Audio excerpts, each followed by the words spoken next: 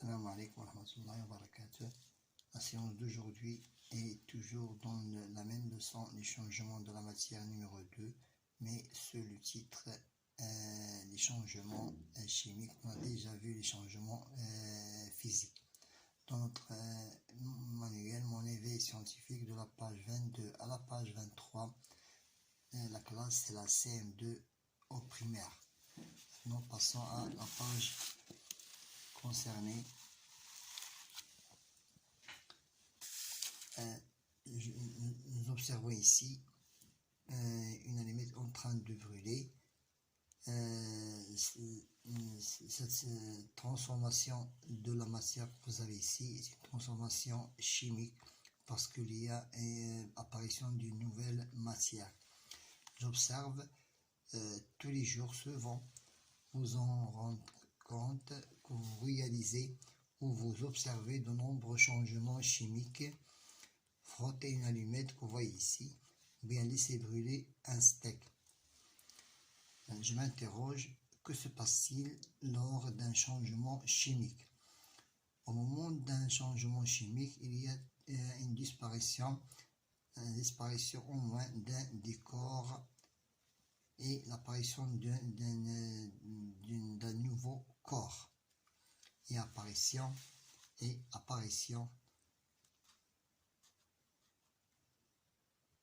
apparition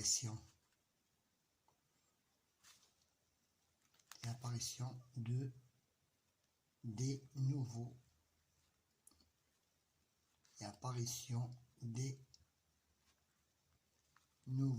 matières ou bien de nouveaux corps. Je propose une ou des solutions sur mon cahier d'investigation. Dans cette leçon, nous étudierons la différence entre un changement chimique et un changement physique. Un changement chimique, au moins l'un des corps disparaît, mais pour un changement physique, il y a seulement un changement d'état. Et je vous donnerai des exemples de ces changements physiques et changements chimiques.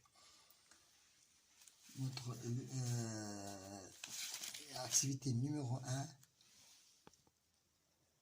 un changement chimique ou un changement physique. Je réalise une expérience. Je vais brûler un morceau de bois et je prends un verre plein de glaçons. Je vais faire la différence entre ces deux expériences. La première expérience, c'est un changement chimique parce qu'il y a apparition d'une nouvelle matière, et pour changement physique seulement il y a changement au niveau de la forme du corps. Donc faire fondre un glaçon dans l'eau, document numéro 2. Numéro 1, c'est un changement chimique, et numéro 2, c'est un changement physique. Le bois qui brûle est-il conservé après l'avoir brûlé? Ici, on a brûlé un morceau de bois et on a remarqué qu'il n'est pas conservé. Le bois n'est pas conservé. Il est transformé en cendre. C'est une transformation chimique. Je donne l'état physique de la glace que vous voyez ici. C'est maintenant le glaçon, il est à l'état solide. L'eau après solidification.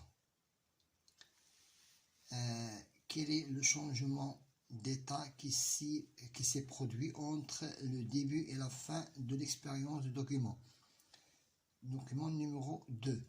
Vous voyez ici, sont des glaçons. Ils passent de l'état solide, que vous voyez ici, ils passent de l'état solide à l'état liquide. On appelle cette transformation, on appelle une fusion. On appelle une fusion. Maintenant, pour la question, j'indique sous chaque image s'il y a eu un changement chimique ou un changement physique. Je prends le document numéro 1, c'est un changement chimique. Pourquoi? Parce que la matière donne lieu à des nouvelles substances. Alors que dans le document numéro 2, c'est un changement physique. Pourquoi? Parce que la matière change seulement son état, du glaçon, l'état solide, à l'état liquide. Mais il reste toujours l'eau. Passons maintenant à la page que vous voyez ici. Activité numéro 2, autre exemple de changement chimique. Nous observons ces 4 documents. Observez les documents ci-dessous qui représentent des changements chimiques. Nous avons ici l'action de l'eau, le fer rouille dans l'air humide. C'est un changement chimique. Numéro 2, c'est la combustion du butane. Ici, il y a l'action de l'eau sur l'aspirine.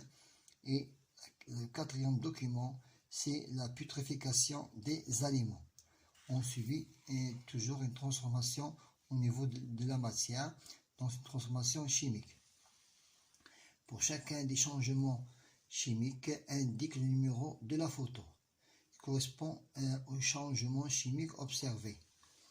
Si je prends un numéro 1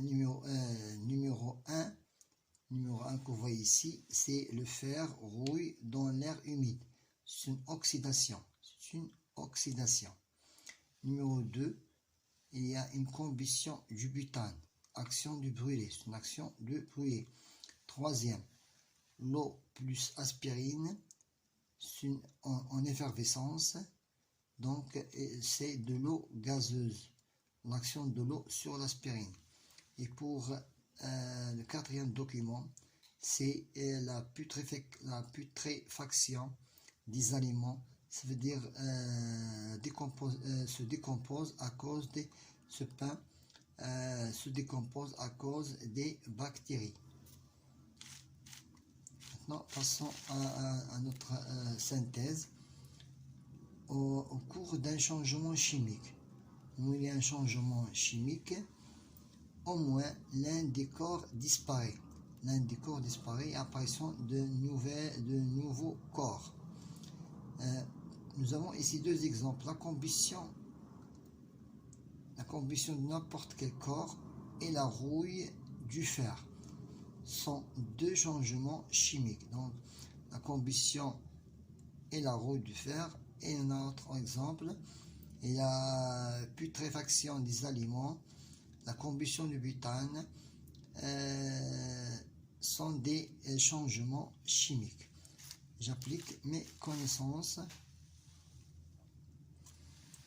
L'effervescence d'un sachet d'aspirine dans l'eau est un aspect d'une transformation. Je vais expliquer cet énoncé. On observe une effervescence irréversible. Ça veut dire lorsqu'on met un sachet d'aspirine dans l'eau, on remarque qu'il y a une effervescence irréversible. Ça veut dire on ne peut pas faire revenir la matière de nouveau. Au moins une des substances a disparu. Cette transformation s'appelle une transformation chimique. Voilà, on a terminé avec notre séquence d'aujourd'hui qui était la dernière séquence de changement de la matière.